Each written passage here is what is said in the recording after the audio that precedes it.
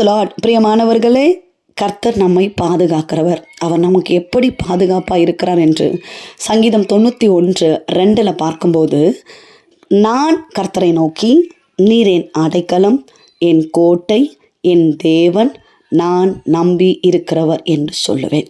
பிரியமானவர்களே, மோசே 90வது சங்கீதத்தை எழுதி இந்த 91வது சங்கீதத்தில் ஒரு பாதுகாப்பான ஒரு காரியத்தை சொல்லுவதை பார்க்குறோம். எப்படி பாதுகாப்பு? உன்னதமானவருடைய மறைவு, சர்வ வல்லவருடைய நிழல் எனக்கு பாதுகாப்பு.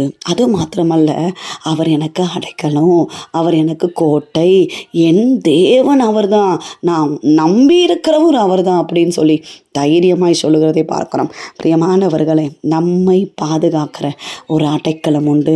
நம்மை வழி நடத்தி பாதுகாப்பாய் வைக்கிற ஒரு கோட்டை இருக்கிறது.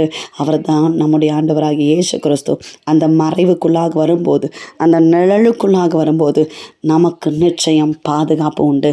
God bless you. கர்த்தர் தாமே உங்களை ஆசீர்வதிப்பாராக.